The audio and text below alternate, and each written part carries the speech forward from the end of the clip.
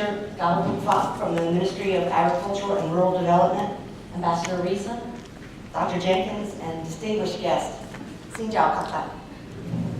I'm very pleased to be here today to welcome you to the 17th Katoomba meeting on behalf of the United States government.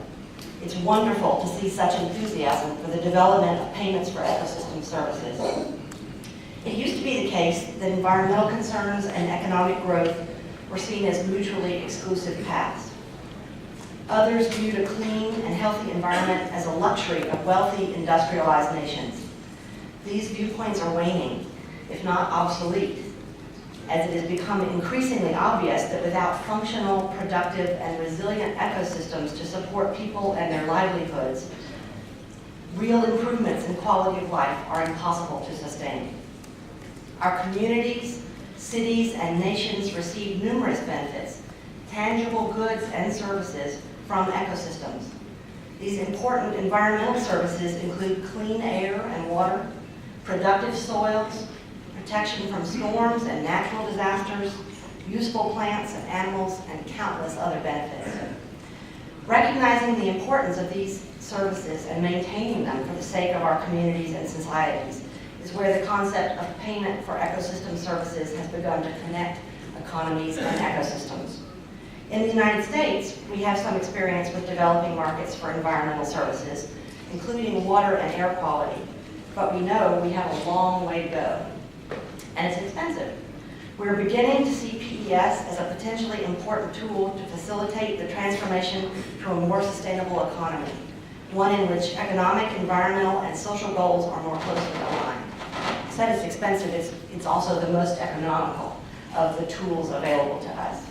As an example of this, the city of New York has saved over $4 billion since 1977. By paying stewards in watersheds above the city to manage their lands appropriately, rather than building an expensive water filtration plant. In the United States, payments for biodiversity, offsets, and compensation are estimated to be at least $2 to $3 billion a year. We're committed to supporting other countries' efforts in this area. We're therefore very pleased to be one of the sponsors of this important national conference or international conference, as well as other PES activities in the region. For example, since 2007, the United States has been a key partner in assisting the government of Vietnam to pilot a national PES policy and implement it in Long Dong province. I understand that many of you have just returned from Long Dong and have been able to see some clear examples of how hydropower facilities and water companies are investing in forest and watershed management. These payments are also making significant contributions to alleviating rural poverty in these areas and are resulting in a triple bottom line: a win for the environment, a win for business, and a win for local communities. These experiences are providing some examples of how PES can work here in the Asia region. And I'd like to publicly thank Vietnam for its leadership in this area. Additionally, in response to our commitments made under the Copenhagen Accord, the United States government is supporting developing countries and forest dwellers to strengthen the management of forests and the carbon they store, as a key strategy in mitigating climate change, at the same time as conserving the biodiversity that plays a crucial role in the production of livable climates, clean waters, productive soils, healthy foods, protection from floods, and other important benefits. This will enhance our resilience and options for adapting to climate variability that we cannot mitigate.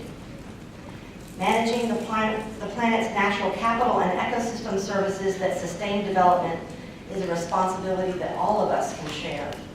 And the United States aims to build strong global partnerships to meet these shared challenges. I'd like to thank the conference organizers and supporters for making this important event a reality and for bringing us all together in Vietnam. This event is an excellent opportunity for us to learn from each other and to hear about the variety of valuable experiences in PES in the region and beyond. The U.S. government will remain supportive of your efforts to help address this significant challenge. How to achieve continued economic growth while sustaining the natural resources and ecosystems functions upon which this growth depends is your challenge for this conference and beyond in the future. So I wish you great success and I thank you for your efforts in this regard. Thank you very much.